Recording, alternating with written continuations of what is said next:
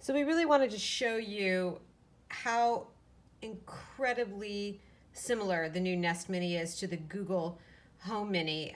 They're side by side, and really it's almost impossible to tell them apart just by looking at them from this angle. In fact, when I was working on the review, I had a really hard time remembering which one was which.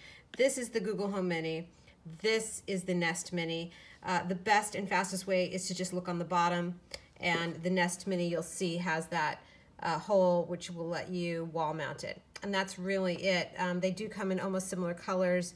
There is a new color option for the Nest Mini, but other than that, you can see really the charcoal is about the same. The two-way tone, white and gray here, pretty much the same. I'm not really even seeing much difference in the weave of the fabric on the top. The Nest Mini might have a little bit more gradation, and the Google Home Mini might have a little bit more gradation, and the Nest Mini is a little bit of a flatter color, but that's really it.